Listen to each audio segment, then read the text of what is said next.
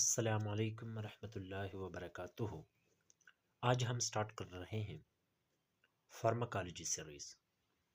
Okay, तो first of all हम pharmacology के डिफिनेशन पे आते हैं।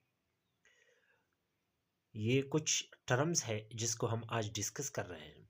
फर्स्ट वन इज फार्माकोलॉजी, फिर medical pharmacology, toxicology, pharmacokinetics and pharmacodynamics. ये इंपॉर्टेंट हेडिंग्स हैं जो फार्माकोलॉजी सीखने से पहले इन चीज़ों का सीखना लाजमी है। तो फर्स्ट ऑफ ऑल फार्माकोलॉजी में हम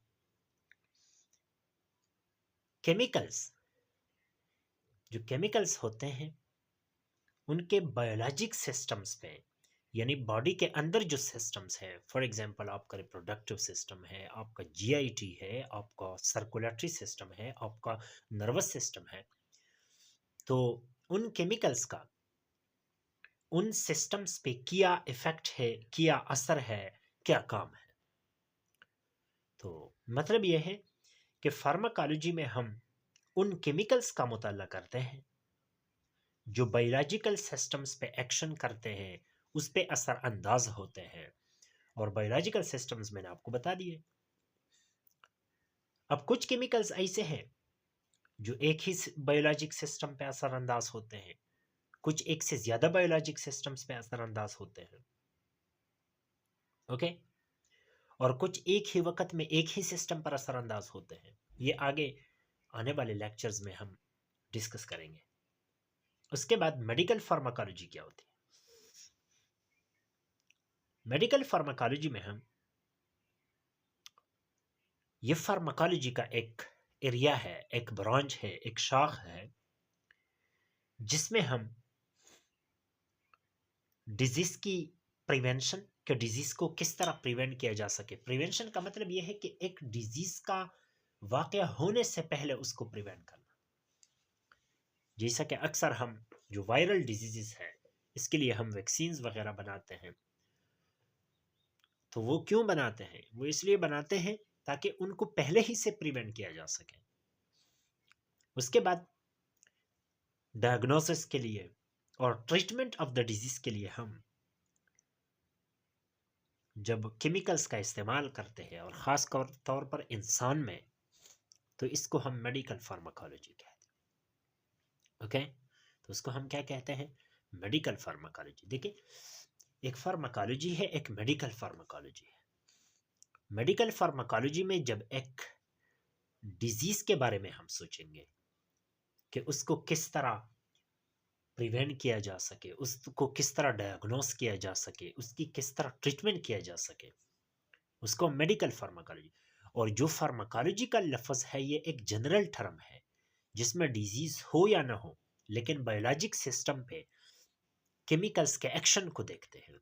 डिजीज स्टेट में हो या हेल्थी स्टेट में हो, लेकिन हम केमिकल्स का जो एक्शन है, जो इफेक्ट है, जो असर होता है, वो हम देखेंगे फार्माकोलॉजी में। और मेडिकल फार्माकोलॉजी में हम एक सिस्टम की एक डिजीज है जो हमें मालूम है, वो डिजीज उसको किस तरह डायग्नोस किया जा सके, उसको किस तरह मतलब प्रिवेंट किया जा सके, उसको किस तरह ट्रीट किया जा सके।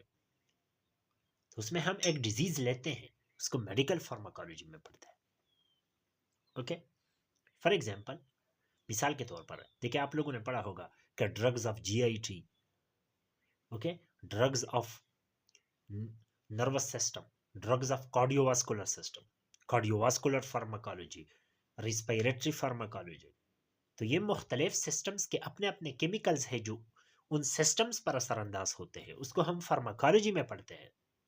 लेकिन अगर एक सिस्टम की एक डिजीज है, उसको प्रिवेंट करने के लिए, उसको डायग्नोस करने के लिए, उसको ट्रीट करने के लिए जब हम केमिकल्स का इस्तेमाल करते हैं, तो उसको हम मेडिकल फार्माकोलॉजी कहते हैं। फार्माकोलॉजी में हम डिजीज को नहीं देखते, और मेडिकल फार्माकोलॉजी में हम डिजीज को देखते हैं। टॉक्सिकोलॉजी क्या होती है? टॉक्सिकोलॉजी जो होती है ये भी फार्माकोलॉजी का एक ब्रांच है, एक एरिया है, एक मैदान है, जिसमें हम क्या करते हैं, जिसमें हम बायोलॉजिक सिस्टम्स पर केमिकल्स के जो अनडिजायरेबल इफेक्ट्स होते हैं, जो नाखुशगवार होते हैं, मतलब जो बायोलॉजिकल सिस्टम्स पर उसके असरात अच्छे नहीं होते।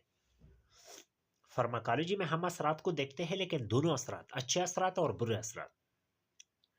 और टॉक्सिकोलॉजी में हम अनडिजायरेबल इफेक्ट्स जो होते हैं केमिकल्स के बायोलॉजिक सिस्टम्स पे, उसको हम टॉक्सिकोलॉजी कहते हैं। ओके, उसके बाद फार्माकोकाइनेटिक्स। फार्माकोकाइनेटिक्स में क्या होती है, जब हम एक ड्रग लेते हैं तो उस ड्रग पर बॉडी का क्या असर होता है। देखिए, जब हम ड्रग लेते हैं तो ड्रग क्या होती है, मुख्तलिफ रूट्स है, वो हम आगे पढ़ेंगे रूट्स ऑफ ड्रग एडमिनिस्ट्रेशन में। तो अब ये मुख्तलिफ रूट्स के थ्रू जब हम ड्रग्स लेते हैं तो फिर वो बॉडी उनके साथ क्या करती है, बॉडी उनको एब्जॉर्ब करती है, बॉडी उसको मेटाबोलाइज करती है, बॉडी उसको सर्कुलेट करती है और बॉडी उसको एक्सक्रीट भी करती है। तो ये बॉडी जो ड्रग के साथ करती है, for example absorption, metabolism, excretion वगैरह, सर्कुलेशन, यानी उसको सर्कुलेट करना, मुख्तलिफ टिश्यूज तक पहुंचाना, तो बॉडी जो ड्रग के साथ जो काम करती है वो फार्माकोकाइनेटिक्स में पढ़ेंगे।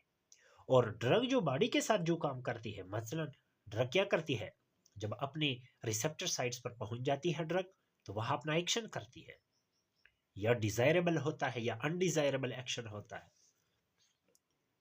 तो ड्रग का जो बॉडी पे जो असर होता है, बॉडी के सिस्टम्स पे जो असर होता है, उसको हम फार्माकोडायनामिक्स में पढ़ते हैं।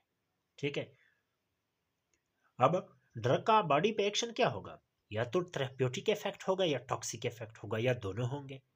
एक ही सिस्टम पे थेरेप्यूटिक इफेक्ट होगा या ज्यादा सिस्टम पे, एक ही सिस्टम पे टॉक्सिक इफेक्ट होगा या ज्यादा पे।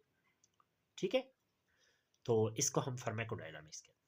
अब देखिए यहाँ नेचर ऑफ ड्रग्स, तो देखिए फार्माकोकाइनेटिक्स में ड्रग्स का बॉडी में मूवमेंट, मतलब जीआईटी के थ्रू, इंट्रावेनस, आईवी रूट, या हम ओरली लेते हैं ड्रग्स को, उसके बाद उनकी एब्जॉर्प्शन, फिर सर्कुलेटरी सिस्टम में ब्लड के थ्रू उसकी डिस्ट्रीब्यूशन, उसके बाद जब वो इस्तेमाल हो जाती है तो उसके बाद इस्तेमाल से पहले भी मेटाबॉलिज्म, इस्तेमाल के बाद भी मेटाबॉलिज्म, और फिर एलिमिनेशन भी होगी, क्योंकि मेटाबॉलिज्म के नतीजे में वो या टॉक्सिक भी बन सकती है। ठीक है, उसके बाद जो फार्माकोडायनामिक्स है, फार्माकोडायनामिक्स में हमने क्या पढ़ा कि ड्रग बॉडी के साथ जो करती है, तो ड्रग रिसेप्टर साइट्स के साथ मिलती है, जब रिसेप्टर साइट्स के साथ मिलती है तो वो अपना therapeutic and toxic effects show करेगी। उसके बाद inert binding sites, inert binding sites का मतलब यह है कि ड्रग जो है अपने रिसेप्टर साइट के साथ नहीं, किसी और नॉन रेगुलेटरी मॉलिक्यूल के साथ, फॉर एग्जांपल प्लाज्मा प्रोटीन के साथ जब ड्रग बाइंड करती है तो फिर कोई डिटेक्टेबल चेंज बॉडी के अंदर नहीं आएगा, ड्रग का कोई एक्शन नहीं आएगा, क्योंकि जो इनर्ट बाइंडिंग साइट्स होती है, जो प्लाज्मा प्रोटीन्स होते हैं जिनके साथ यह ड्रग बाइंड करती है, वो plasma proteins inert binding sites कहलाते हैं, वो नॉन रेगुलेटरी मॉलिक्यूल होते हैं। और जब ड्रग उनके साथ मिलती है तो फिर कोई डिटेक्टेबल चेंज बॉडी के अंदर नहीं आएगा, क्योंकि ड्रग अपने रिसेप्टर साइट्स के साथ तो मिली हुई नहीं है। ठीक है, और ड्रग डेवलपमेंट जो है ये आगे हम पढ़ेंगे। ठीक है, तो ये इस मौजू पे का टॉपिक नहीं है, इसको हम आगे देखेंगे। Thank you so much for watching.